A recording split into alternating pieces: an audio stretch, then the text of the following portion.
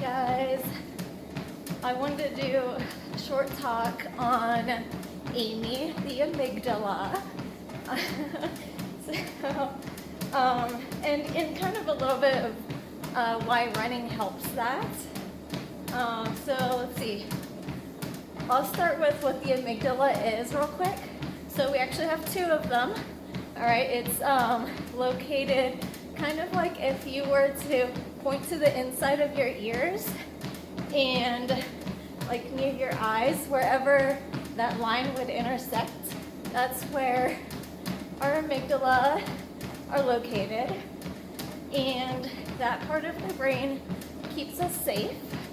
So think of fight, flight, and freeze responses. So we gather information, through our eyes. Our amygdala catches it, it analyzes it, and based on that, it will do whatever it needs to keep us safe. And that's a lot of times where we see anxiety. So those of us who really struggle with anxiety will have that going off more frequently. Think of it as if you're driving a vehicle and you see an accident and you need to hurry up and brake to avoid being a part of that accident. So your amygdala would be sending that message to the rest of your brain and your body to automatically just punch on the brakes. And that's what it does. Now running is kind of like it's a physical activity, and it's a response like we're fighting or flighting, and it calms down the amygdala because we're physically doing something, we're changing our behavior. So Amy the amygdala, that is a good way to remember this.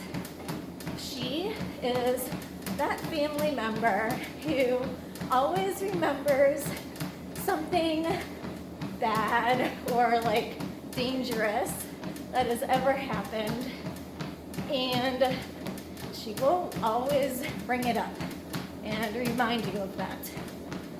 If there's something slightly related, she will bring up the previous somewhat related experience and remind you like, hey, this could be potentially dangerous or harmful in some sort of way, and there we have anxiety.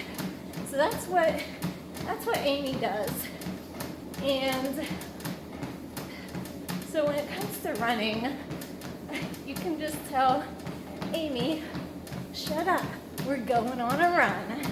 And that's how you deal with it.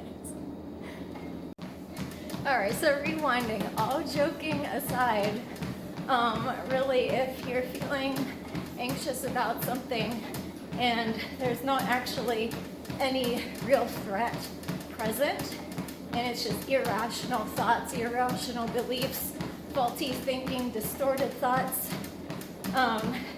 practicing a cognitive reframing those thoughts to be helpful, more useful, reflect your goals. So instead of being fearful of the future, doing something that could presently help you in moving forward. And yes, running is one of those things that it really does neurologically help calm down the amygdala, especially like if your anxiety is pretty irrational and like being really unhelpful in reaching your goals. So I highly recommend, running, obviously, and remembering that little story about Amy the amygdala. Remember what she does.